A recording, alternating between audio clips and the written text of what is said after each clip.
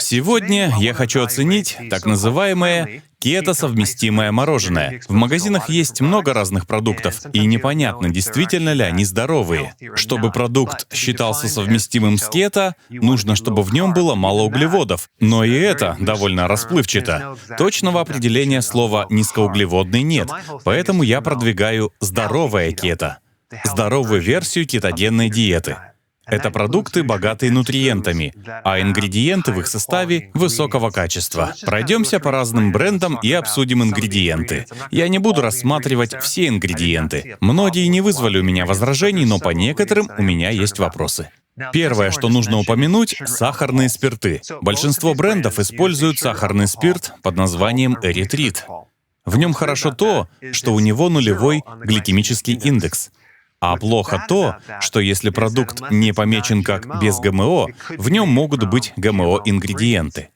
А на некоторых видах этого мороженого я не видел надписи «без ГМО». Вообще-то, такой надписи я не видел ни на одной упаковке. Так вот, мороженое с ГМО может стать проблемой, особенно если оно из кукурузы, потому что там могут быть следы глифосата, а это гербицид. Это первая проблема. Второе, о чем надо помнить, это вот что.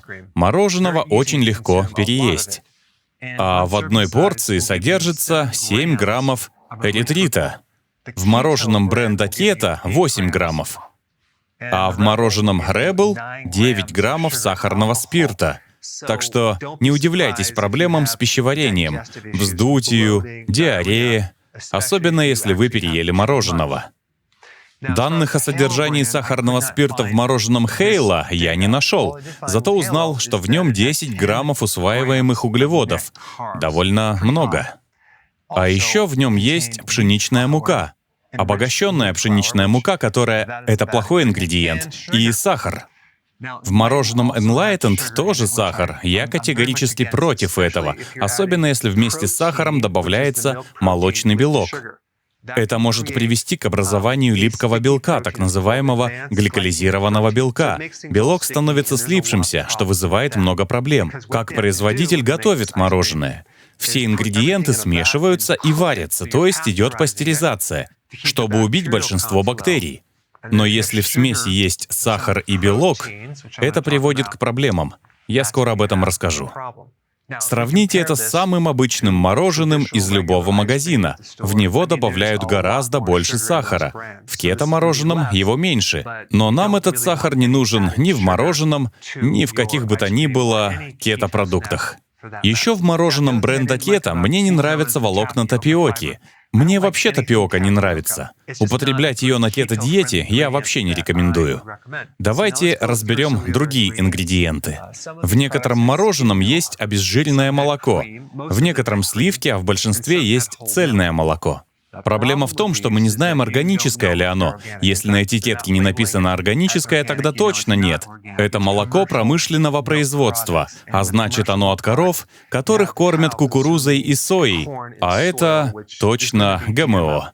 Знаете, я бы потребовал от этих компаний хотя бы молоко использовать органическое. Я уже упоминал сахар.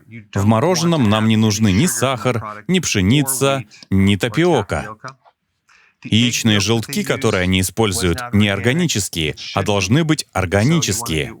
Ведь кто его знает, что это была за курица, которая снесла эти яйца? Я уже упоминал некоторые проблемы, но самая большая из них в том, что в продукции каждого из этих брендов есть один ингредиент — КМБ — концентраты молочного белка. Иначе это называется изоляты молочного белка. Абсолютно то же самое. Итак, что такое КМБ? Это группа белков, получаемых из молока. Они дегидрированы и высушены. В них есть казеин, сывороточный белок, другие белки. Под видео я дам пару ссылок. Там рассказывается о связи между этими белками и воспалением печени.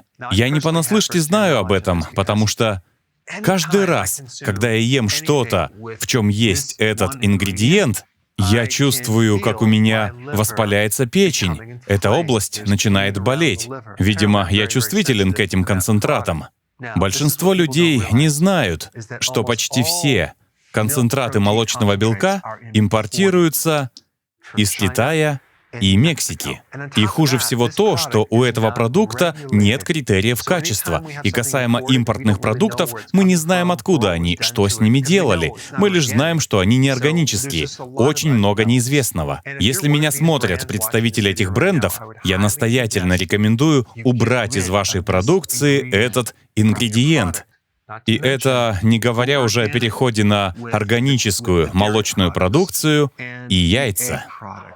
А еще не добавляйте в мороженое сахар и тапиоку, и уберите из него муку. Это несовместимо с кето. Спасибо за просмотр и до новых встреч!